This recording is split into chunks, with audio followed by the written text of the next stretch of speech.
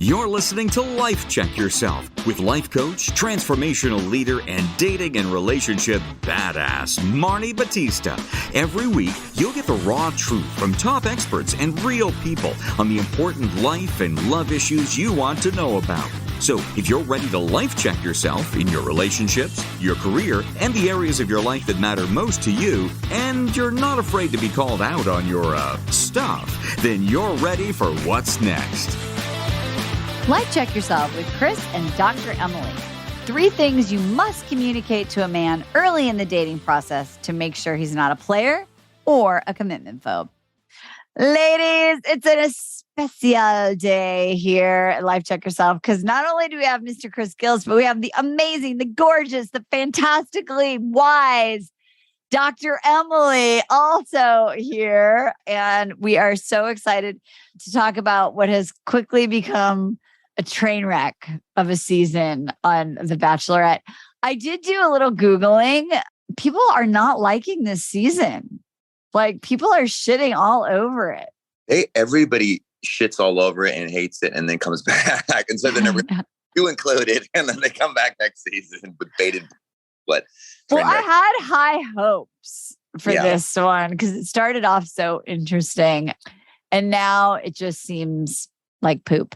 Wait, I have a question. Do you have any more information on the Logan COVID gate? Have you found anything else, or that one just went away, right? Yeah, I did. Yeah, just like COVID, it went away. Oh my God. All right. So on this episode, we had the hometown visits. I think this is like the first one in a while where they actually went to their hometowns. Yeah. I think so. So they got off the Virgin cruise ship and they went to the hometowns. And what I want to talk about, the way they did it was they've separated out on their journeys. And so we have, contestant A doing her hometowns and contestant B doing her hometowns. Now, I want to talk about Gabby first because she repeated, I'm wondering why does she feel proud of herself that she's like, I'm only choosing to do 3 hometowns. I guess you could have up to 4. She's only choosing 3. But what we learn is that 2 of the 3 don't really even want to propose. They're like not in it for the right reasons. But what I wanted to ask you guys is, Dr. Emily's shaking her head like, oi, Gewalt. So part of me was like, bro, like you came on this show, like, that these girls want to get engaged. Like, what does that mean? I'm not ready. Is it, I'm not ready because I think Johnny says like, I'm not sure if I'm at that right time in my life. Or is it that, it's just too fast and I feel like I would want to date her and then get down on one knee if it works out? Like, what do you think about these 2 guys who are going all the way to this point and then are telling their parents, like, I don't think I could marry this girl right now? I think, you said, oi, Gewalt, whatever. Jason, did you know he's a nice Jewish boy from a small town somewhere in like the Midwest? I did not know that.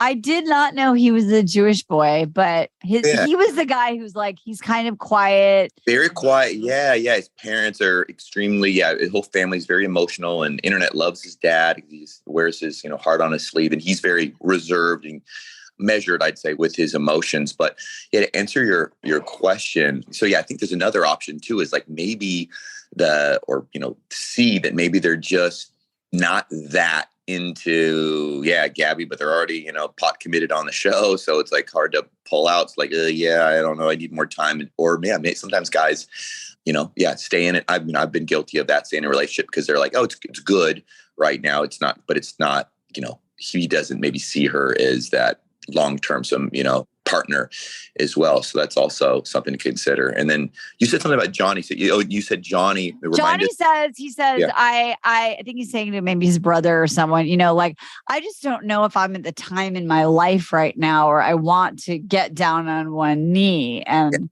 to me, that means like, because I bet when I get off this show, my DM's gonna be so fly, right? Like, yeah, I think one of the reasons I feel like this season is so weird is because I swear, like when the hometowns came up, I was like, wait, who's Johnny again? Like, right.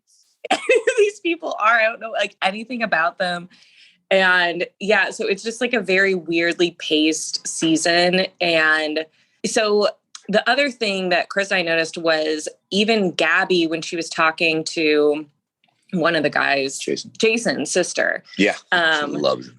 They were talking about, so are you like ready for engagement or whatever? And Gabby also said, I'm ready for a long-term relationship. So that I also wonder, there's like just a lot of mixed signals happening. Like, yeah, the show obviously is about getting engaged at the end, but it's pretty unclear. Like, does Gabby want that and expect that? Do these guys know what she wants and expects? Do they know what they want and expect?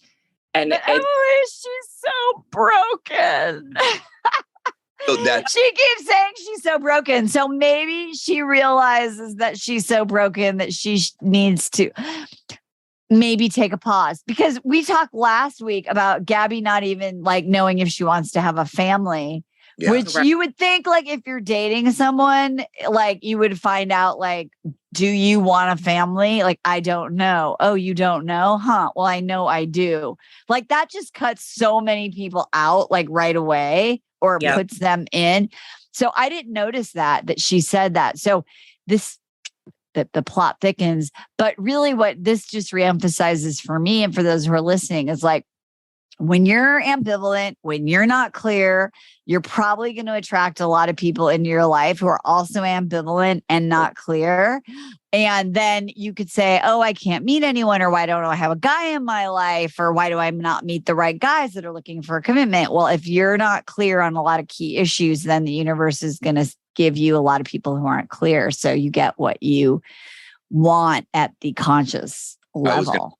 And I'm also have to kind of parlay on top of that is it's also another, absolutely, but we talk about this in dating. And I know very few men who are truly, and I got some shit about this the other day. And I said this, but I don't know many men who are super excited about not having the opportunity to sleep with other girls and having to live with, I got to get married. It does happen, but not all the time. So I think that, if the girl or Gabby in this case, or the person isn't very clear and really understands what it is and why it's going to be, it's going to be an awesome ride and clear on that, then it's easy for the guy to be wishy-washy and also not really that path's not clear.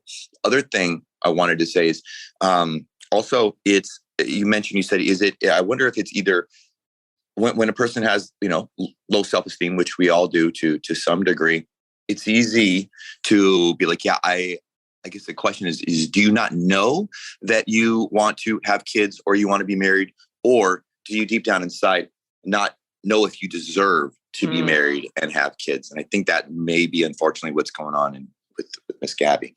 Yeah, I think both those things can be true, right? Like it's just a lack of clarity. And I think that, so a lot of women that listen to this show also feel like if they stake a claim in what they really want, like I want to get married or I want to have a family. Like if they don't own that, they can fall into the chameleon trap, being like, I don't know, do you? Like, well, what do you want? And then you wake up, and we have a mutual friend from Hoffman who's a lot older than us, but I remember he'd been married a couple of times and he met someone who was like 10 or 12 years younger than him. And he did not want children. And she was like, yeah, no, I don't want children. And then she got like 40 or 41 or whatever. And she was like, just kidding. And by that time he was like 60 something, and they went to counseling and they did a whole lot of, because they loved each other. Right. But she just wasn't clear or became clear as she got older. And so and in that instance, there may not be a way to ever, you can't tell what's going to happen in the future. Sure. It's an unknown. But I think asking yourself those questions, I mean, when we work with someone, we're like, what are your core values? What's your vision? So that you at least have an idea of where you are right now. That can help. Or vision, because like you mentioned with that gal, it changed over the years. Is that something you recommend people check in every year or so to say, hey, what do I want? Well, I think it's just a good conversation to have. I mean, with Jeremy, he was married to someone from the get-go. They're both like, we don't want to have children and we don't want to get married. In the end, they ended up getting married for legal reasons because, he wanted to become a citizen and she had a US passport and things like that. But they were very clear on that. So when we came to dating, he was very clear on, I do not want to have children. And he was still in his 30s, right? So that was a super valid thing. And he was like, I'm open to getting married. Mm-hmm. Not, I want to, but I'm open to. So that was a conversation that we had to continue to have because I knew that I didn't want to be like 77 and be someone's girlfriend. That was just not what I wanted. I wanted to have like a more solid commitment for me. So I think that what's missing from this show, or they're not showing us, are these kinds of conversations. The other little pink flag, which I think is really also something that happens in real life, is Gabby saying to Jason's family, like, is he is he really more outgoing? Like, do you think we'd be a fit? Like, is there a side of him I'm not seeing? I'm like, dude, like, why are you asking his family that? Why do you not know that? If that's not a question mark you want to explore in reality, yeah, it just shows the silliness of the concept of this. Like, I'm going to meet you and get engaged. Yeah. So I feel like Gabby's 3 guys are like, and I wonder if there was any consciousness in choosing this, but I feel like, yeah, she has Jason, very quiet, reserved, which, as Jason's mom said, like, can be a nice balance. Right? Like, does this hate you? I feel like Gabby just wanted to be best friends with the sister and the mom. Yeah. And they were all like, oh my God, let's have lunch. Like, Jason, like, you go do you, but I really like your family. Okay, go ahead, Dr. Emily. And then she has Johnny, who's like the super fun, I guess, like outgoing, like maybe kind of, I don't know, seems kind of like probably a player in real life. Yeah. And his energy kind of matches hers. And then I kind of feel like Eric might be like in the middle a little bit, like energetically.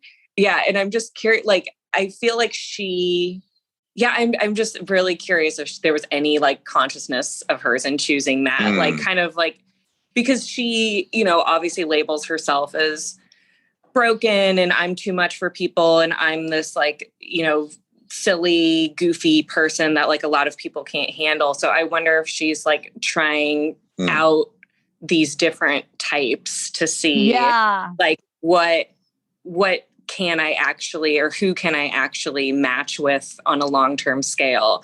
I just found that really interesting because I was like, these guys are so different, like so different. Yeah. It's almost like she's testing out like prototypes. Yeah. Like of this guy, of that guy. Well, they also show us a little sneak preview, and I don't, so if there's something where they show like, Gabby, what's the guy's name? What's our new host? Jesse. Jesse Palmer. Jesse says like, Gabby will not be joining us for the rose ceremony. So I wonder if like she had some conversation with Eric or those other 2 guys are like, hey, listen, like I'm not ready. And then Eric pieces out and she's like, bye. I have said from the beginning, my prediction was one of them bails.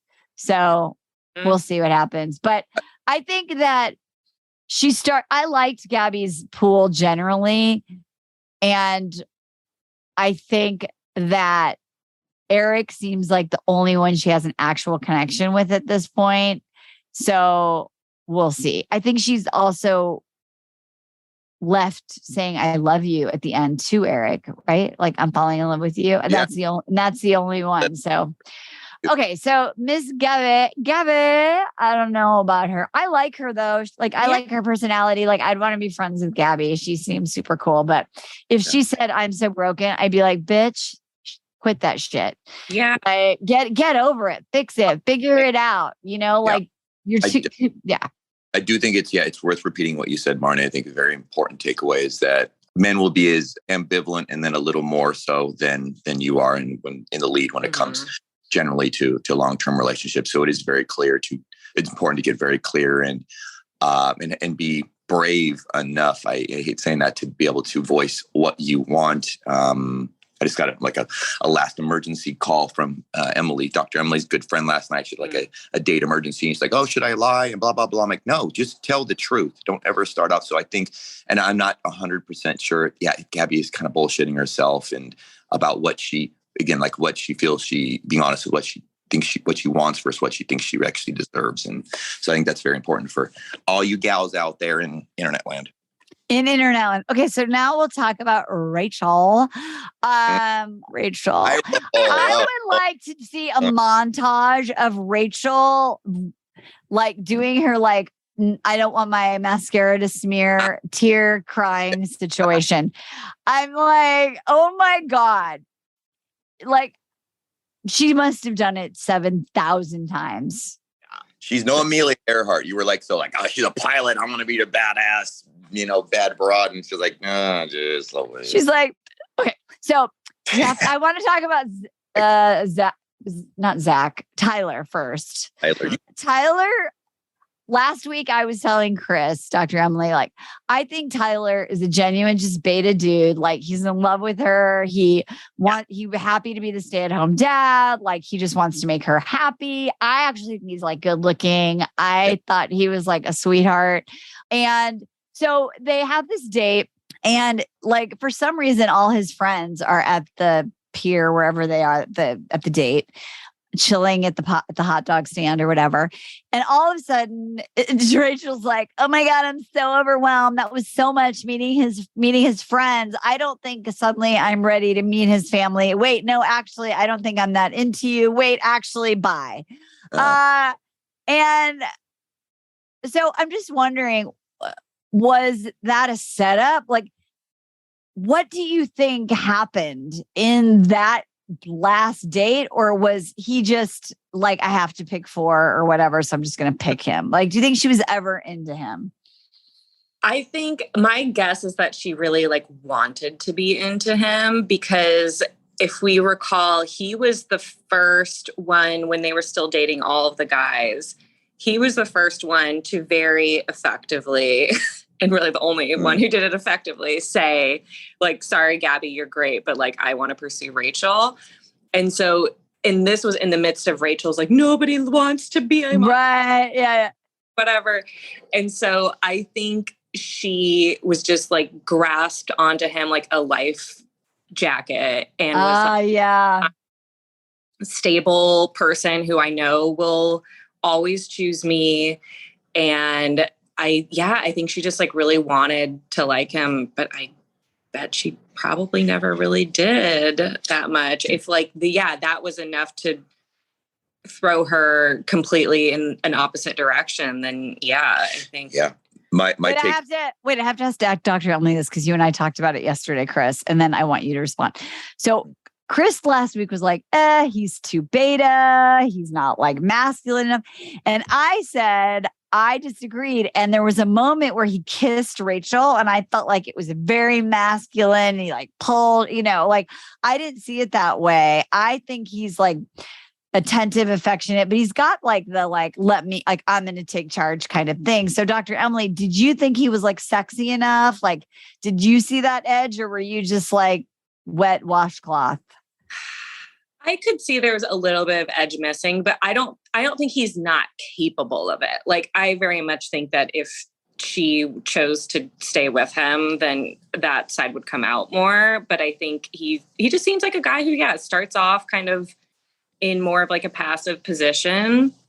But my guess is, I don't know, he's like from Jersey and stuff. I'm like, there's some spice in there. There's that's what I thought. That's what I didn't take him as totally like a complete wet washcloth. Okay, Chris, go ahead. What were you going to say? I was going to say, and I liked what Emily was saying, but to twist it a little bit, I think that he was there because Rachel really she wanted to be wanted. And so that's the reason why he was there. As soon as she goes, oh shit, okay, cool. He was an emergency parachute in case the other guys bailed. He's like, oh, never mind. She was holding on to it. She like let it go as she was falling. And it was so awkward and it was so cringy. And I do want to say that I think it is probably a red, not even a pink flag, that he, despite how much he cares and really and likes her, that he did lack the ability to read the Rachel room, and that's that was painful. Like the breakup, he's like, his EQ, can you imagine, like, when they're like she's furious and fighting, and he's like, but doing something corny, and she's like, what is going on with you? Open your eyes, and so I think that wasn't good, that he just kept plowing forward, even though she's like, did you see her break the fourth wall and stare at the camera, like in the scene from The Office where she stares at the camera, like kind of like mumbles help with her eyes, because on and on. I missed that because I was low-key trying to detangle a necklace. I did not see that. I didn't see that part with my eyeballs, but I heard it, like, but I was just like, oh my God, just fucking break up with him. And that her lack of being direct was like really disappointing as well. Like her communication is just so, like, while he didn't read the Rachel room, like she could have just been like, look, this is really hard for me. I really like you. We've had a great date, but you're not my person. Instead of like, compliment. Marni, so she like couldn't stop him. She was like, I kind of like hearing this, but wait, no, okay, but not too much. But you're probably right. You're probably right. She's like, tell me more. Tell me more. Yeah, tell me more. Okay, but don't make me look bad. But tell me more. Tell me more. Finally, she's like, oh no, what have I done? Yeah, she got all the poison, all the dessert she wanted, till she was like being crammed in her, face. She couldn't take anymore. It's a big bummer that he got out the words "I love you." Like, I was like, no, Rachel, like it's true though. You're right, Marni. Like she feels the need. She's a huge people pleaser. She has to be nice to everybody. Yeah. And so she feels the need to go on this long preamble about how wonderful you are and you're the most amazing guy ever and blah, blah, blah. And he interpreted that as like, great. Like, she likes me so much. This is awesome. And then so he felt like he could say that. And I was like, that just sucks so bad. Like, I bet he wishes so bad she had just cut him off before that, because that's just such a horrible thing to then get rejected immediately after saying that. I mean, just ladies, if you got to say something, just spit it damn out. Like, that's like the most respectful thing you could do, is to just tell the truth and get it right. And I really just globally want to speak to this idea of like, there's a couple of things to look out for here. If the guy that is great on paper and has everything and you're not into it, and that keeps happening to you over and over again, like, life check yourself, like, what's going on? And also don't lead people on, like, don't. And I see people do this, just because he's great and he's amazing and he takes you out and you have a really good time when you're with him, but there's not that thing. After a certain point, you have to be like, okay, like, this isn't a match. Not only out of respect for that guy, but also to clear your energy for the right guy to come in. Like, if you're hanging on to the guys that are your life raft because it makes you feel pretty and special, then that's lame. You know what I mean? Yeah. I love, you said, if you're dating the guy who's like perfect on paper, you don't have that connection, I'm thinking it's maybe time to pull out that pen and or eraser and either remove some things or add some more things on that paper, because clearly you're not being, like you said earlier with that lady who decided to, people change in what they want and their desires, but to really get to know yourself more, again, either through coaching, through therapy, through whatever, honest talks with your friends or yourself, journaling, to really, to get clear and not keep using that same folded up piece of paper you've been carrying since, ninth grade or whatever. Am I perfect? Right. Because if you notice, like, what? Fuck it. I just need some guy who's kind of an asshole with a little bit of edge or whatever it is that you're into, then instead of fooling yourself on what you used to want and carrying that around. I think that's brilliant. Okay, let's talk about Rachel and Zach. Speaking to Dr. Emily's, wow, Jeremy's in the background basically getting dressed. Hey, if you guys, too bad we don't do this on video. Bow, chicka, bow, bow, chicka, bow, bow. Okay, he's gone.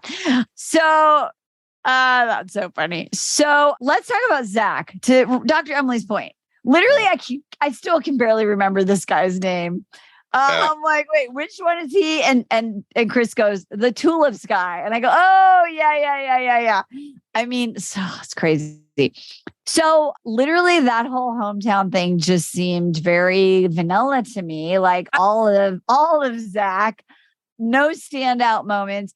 But you sent me a note and you said, what to do when your man can't read you. And you said that happened with Tino, who we'll talk about in a minute, but also Tyler. So talk to me about that. What did you mean? Well, yeah, I think with what that goes back to what I was saying with the importance of, there's Jeremy again. He's like a baby seal that pops up when you're wakeboard, like jumping on top of you. He's so cute. You can't help but notice him. Jeremy just jumped on the camera, that handsome British bloke. Yeah, no, I just, again, the importance of reading people. You're reading a partner. Heck, I'll just be honest. Yeah, Emily's going through some stuff right now, and I'm not doing the amazing job reading her. And I know Jeremy sometimes doesn't read you, and it drives you crazy. And I consider myself a decent high-level EQ, and I can only imagine. I'm not that far off, but I can only imagine. Yeah, you're like bawling, and your guy comes in with like doing jumping jacks, and you're like, whoa, whoa, whoa, whoa! How frustrating that would be, and especially with Tino, he's kind of delusional, man. I was like, dude, are you not reading me because you don't have the ability, or you're not reading me because you're pushing your agenda, right? And well, wait, yes, we have so much to say about Tino, but let's talk about Rachel and Zach, because I think that's like a 17-second conversation. Yeah, like, what do you think? Like, I think she's gonna end up probably picking him. I think she should. Yeah, I think I think so too. Are both, just kind of vanilla, just like nice people who just want to like be nice and like do nice things together. And his family seemed great. David Putty is his people. Yeah. I know. I'm like, Putty. I'm like, oh my God, I love it. Like, she's gonna pick Tino, because I feel like this happens every time, that there's like the guy whose family loves and accepts the person, and then the family who doesn't love and accept the person. And I feel like 80% of the time the Bachelorette picks the family that hates them. And then Tino. So there you go. And this is the whole thing with Zach. You're like, and never mind, he's boring. Let's talk about Tino. Yeah. So for those of you who just to set the scene, okay, I love this because Tino's family clearly has watched every season of The Bachelor and Bachelorette since 1997 or whenever it started. And so they sit down and the dad's like, are you fucking kidding me? Like, you've known this chick for 5 weeks and you're going to propose? LOL. This is a silly reality show, friend. What are you doing? You disagree? I just felt like the dad was like, this is such bullshit. I can't believe you're actually taking it seriously. Like, you're insane. Like, this is stupid. Don't do it. I feel the opposite. I feel like they don't own a television up in Santa Clarita, and they have no idea how reality works, and they kind of know that it's make-believesy, and it's more of an exercise. Oh, he didn't. No, Tino's family didn't get the memo. They did not read the script ahead of time. They did not read the script. They're supposed to smile and wink and hug and say, yes, I give you my... No. They were just like, this is stupid. Why are you doing that? Okay, go ahead, Chris. That's my... That's all I got to say. And I think the key question here is, going against, kind of what is it about finding, is this like an exercise of getting the love that you need or getting the love that you kind of always wanted? And with the Tino thing, she's going to have to really work for it. And it's going to be a lot of work. And for some reason it can be attractive when we're still working on getting that when you want to play Romeo and Juliet. I mean, but here's the thing. Okay, so here's the deeper question I have, Dr. Emily. I think Rachel's self-worth is like so tiny and minuscule that she takes everything personally and sees everything through the lens of rejection.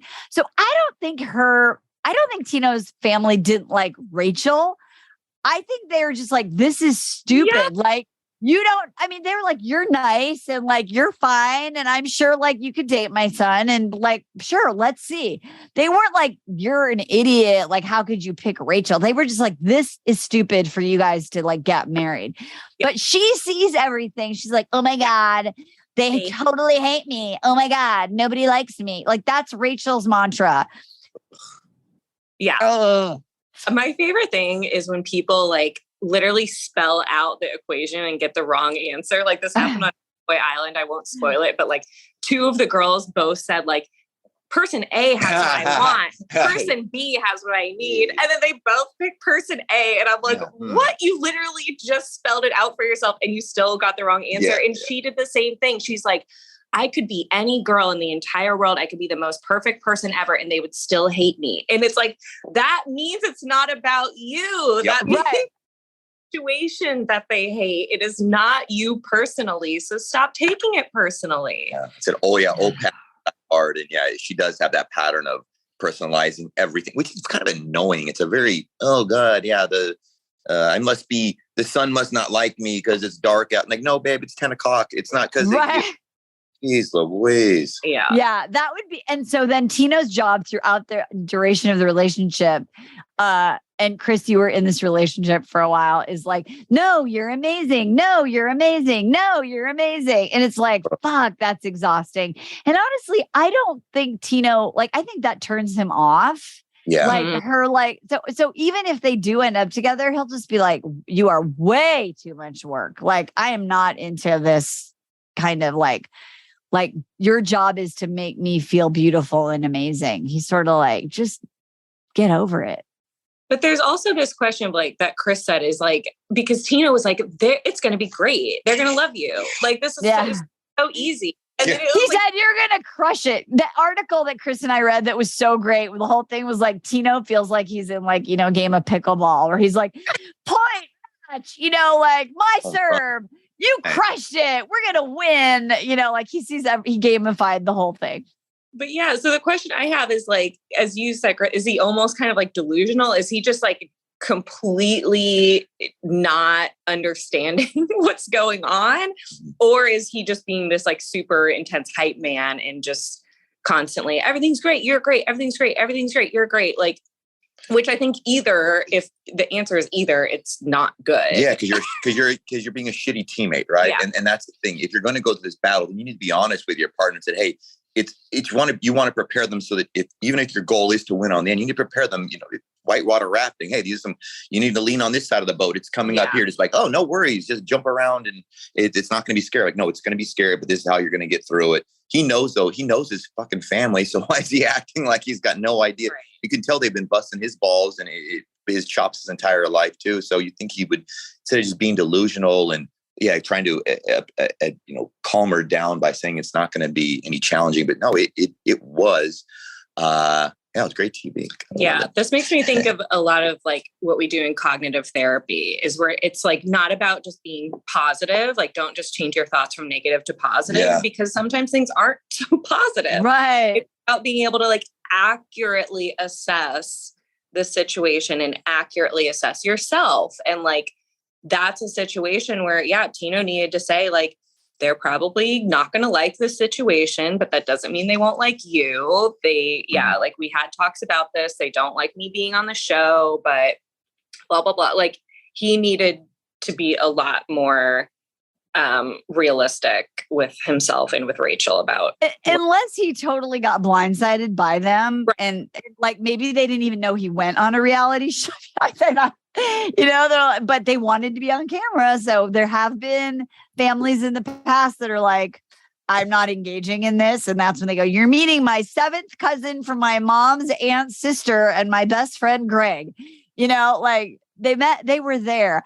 I think afterwards, he didn't do a great job of validating her, but in a way that was appropriate. That did suck, wow, I'm really shocked. My parents just don't buy that we could be in love in 5 weeks. I get it. They're not in this situation. They're looking on it from the outside.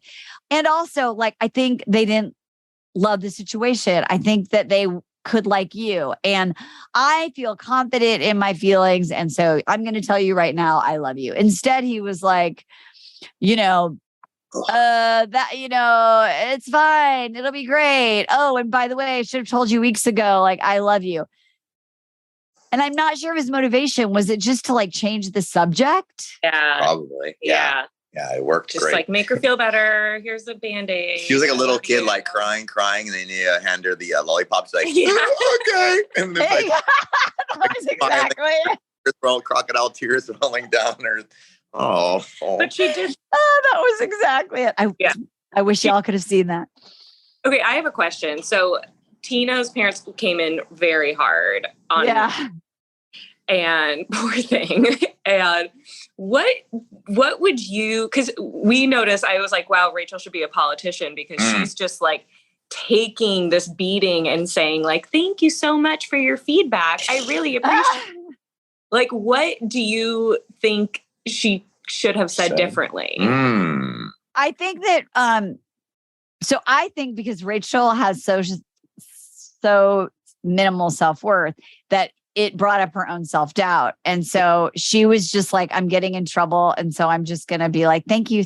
And like walk out backwards and like, hopefully, like, okay, bye. But what I've seen other people do on the show, because this isn't the first time that we've seen this setup, unfortunately, since it's the same show over and over again for 25 years. She could have said like, I totally understand I totally understand. Like, it might seem like that.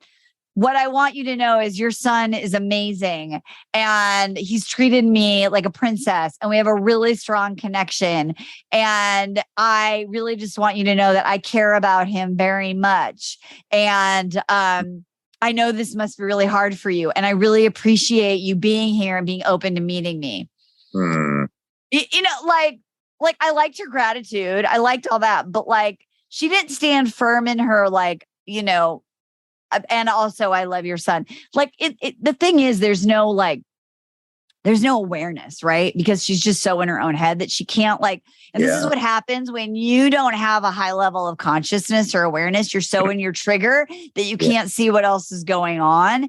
And so she couldn't say or validate in any way hit the father's fear. Yeah, this probably seems crazy to you. I thought that too when I was a contestant. I really think it's just amazing that you're even here meeting me. Like, that would have diffused Mr. Tino in a big way. And he could have softened. He would have taken the fucking lollipop, But that's what happens, ladies, is when you get so in a moment, you can't read the room and you just react. You fight, you flight, you freeze, or you fawn, which is what she did. She was like, you're amazing. Thank you so much. I really appreciate it. And then she just walked and then she held it together. Yeah. And then she walked out. She's like, "Whoa!" Which is a scene that happens every single day for most people in the world, whether it's at work or with a family member or with your partner. You just are like in your reaction, your default trigger reaction, and then you don't know what to do. So you go for it. So you just go seek the person who's going to be the Band-Aid, and then you don't really solve the problem. Yeah, I feel like, because she was just kind of being told, you're wrong. And I love the, quiz, tell me about Tino, and I'll tell you if you're right. Oh, my God. But, she's kind of being told. Which she failed, by the way. She failed that quiz. And I might be like, it's possible that your son is different with his girlfriend than he is with his family. And, that's okay.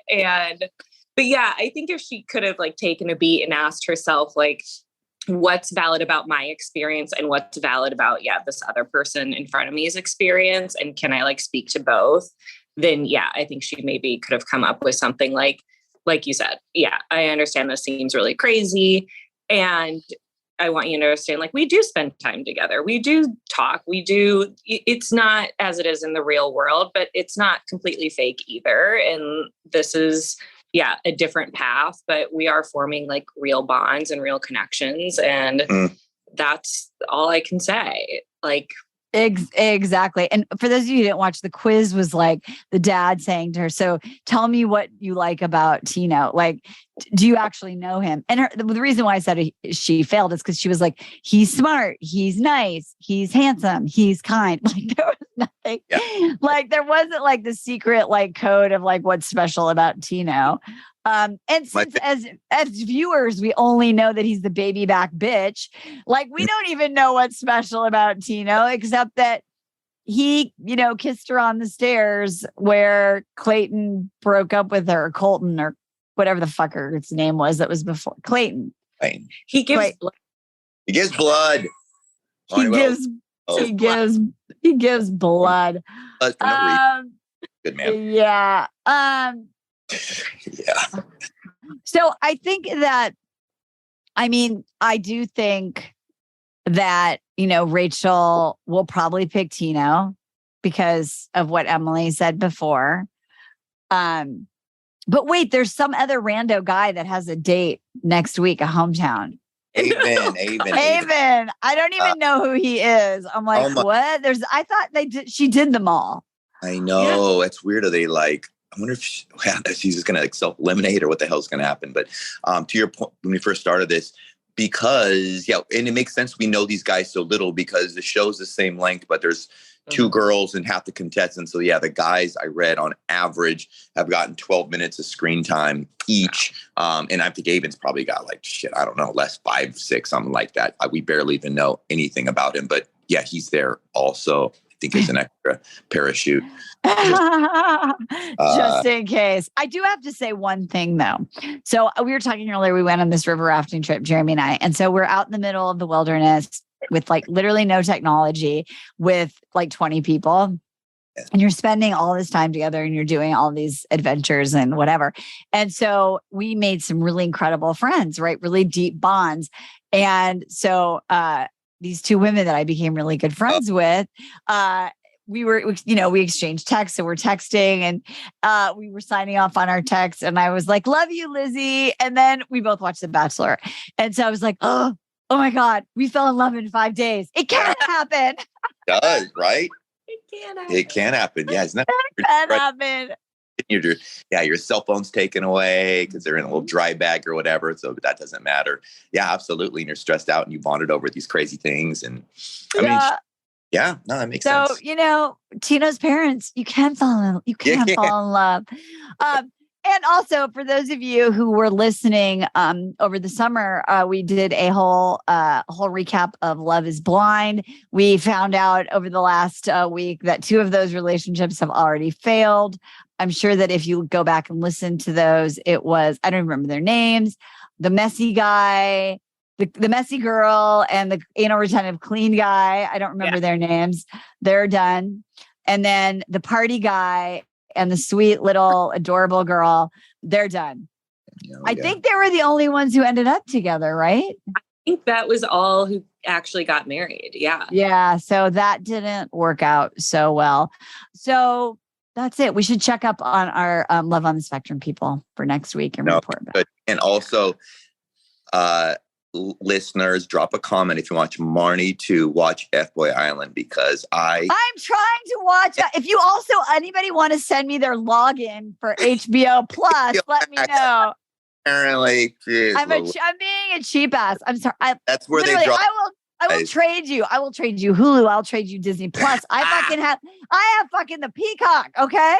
That's you can't do what you can't do anymore. That's the one thing you can't. I can't do it, but I might just have to because I really do want to watch F-Boy Island because you met a guy on it. Yeah. Peter Park, guys. So I just met him and told me to hit him up so we can be on our plot. We can interview him. All right. I'm in. I'm gonna get my log. I'm gonna just suck it up and buy it. I'll get a free trial. We all send her one nickel. Exactly. I can get HBO Plus for 1 month. You can binge it. I can binge it. I definitely want to. And so we'll see what happens next week. But my prediction is that Gabby takes herself out. Rachel gets to be the queen, which she really wanted all along. She will pick somebody, probably Tino. That'll last for 77 seconds and we'll be off to the races. We got Bachelor in Paradise starting in September. I feel like that's late, but whatever. We know that Logan is one of the cast members who do we do. Yeah, we do. So I guess his COVID wasn't long haul COVID because he went to Mexico. Hopefully Tyler deserves a shot. You know what? I said when Tino's parents, her dad was like, to Rachel, like, well, this is your second go round on the show. And I said, I wanted her to be like, well, I want you to know that if I don't pick your son, he's going to be on the show again. So yeah, exactly. Yeah. Maybe, is he going to make a career of it as well? So, so there's a lot to look forward to. Next week, we've got Men Tell All we have Avon's hometown.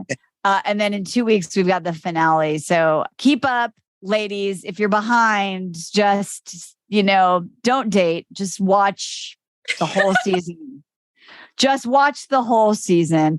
Oh, by the way, last thing I have to say, did either of you notice the really shitty hair clip that they put in Rachel's hair on her hot tub date with Zach? No, it was that bad. Okay. It's really bad. It's like you're like hair and makeup. Hello. And the clip is going to make an appearance next week also. So make sure you all look for the big, ugly hair clip. And that's all we have. Last words, Dr. Emily, as we head into our final 2 episodes of this season. Oh my God. I don't have words for this season. Right. Oh, yeah. I don't have words either. Chris, anything for you as we head into the last 2 episodes? I think that Rachel, in a different time in her life, she would choose the man she needs versus the man she wants. So I do think it's a bummer. I think, she's going to pick Tino over Zach, even though, he's just so... Notice how little time we spent talking about Zach and how much time we talked about wanting Tino. That's just life, Marni. Isn't that crazy like that? Look at us. That's where our brain goes. We and that's always, where we have to pay attention to the naughty kid in the class versus the kid who's our stupid survival brains. Mm-hmm. I know, but I think Zach's cute and I think he's nice and I think he's fine. I just think, they haven't given him as much screen time because he's just, there's no drama. Yeah. There's no drama. There's no drama. If she doesn't pick Zach, I'll just be like, you need more therapy, girl. For sure. Oh my God. More. Well, we do know that she's gone to therapy. She's like, oh my God, you went to therapy? I went to therapy too. All right. Ladies, don't be like a down contestant on any dating reality show. Life check yourself now before it's too late. We'll see you next time. Bye-bye.